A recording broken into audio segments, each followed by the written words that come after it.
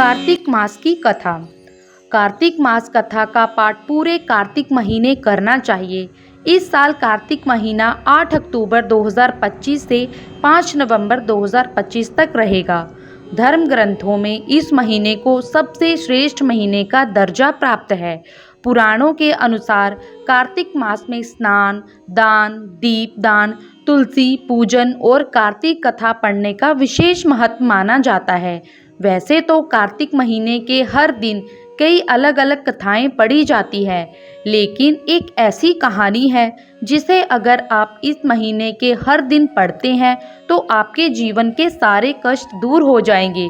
चलिए बताते हैं कार्तिक मास की इस चमत्कारी कथा के बारे में। चलिए सुनते हैं कार्तिक मास की कथा।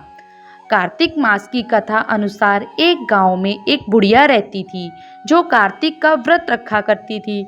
उसके व्रत खोलने के समय भगवान कृष्ण आते और एक कटोरा खिचड़ी रखकर चले जाते।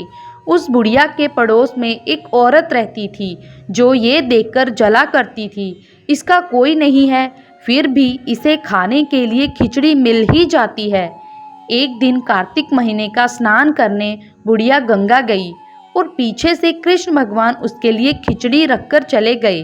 पड़ोसन ने देखा कि अभी बुढ़िया घर पर नहीं है, तब वह कटोरा उठाकर घर के पिछवाड़े फेंक आई।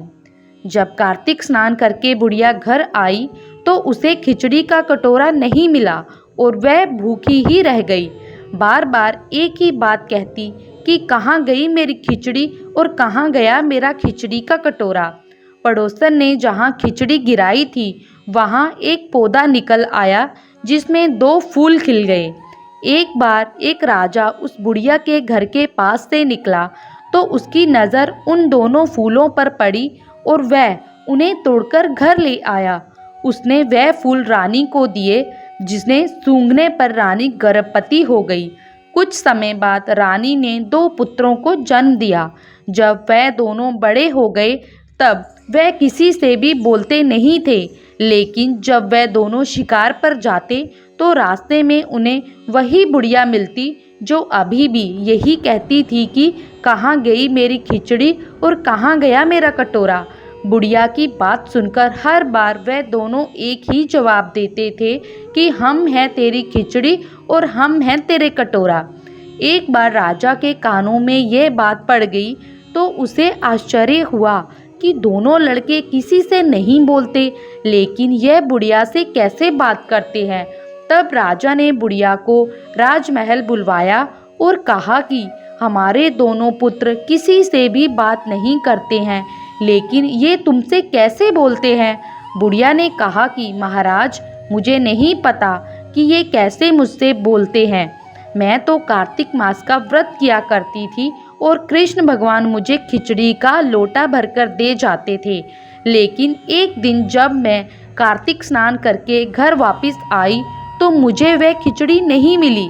जब मैं कहने लगी कि कहाँ गई मेरी खिचड़ी और कहाँ गया मेरा कटोरा, तब इन दोनों लड़कों ने मेरी बात सुनी तो ये कहने लगे कि तुम्हारी पड़ोसन ने तुम्हारी खिचड़ी फेंक दी थी तो उसके 2 फूल बन गए थे।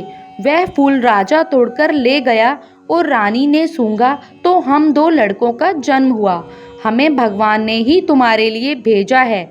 सारी बात सुनकर राजा ने बुढ़िया को महल में ही रहने को कहा।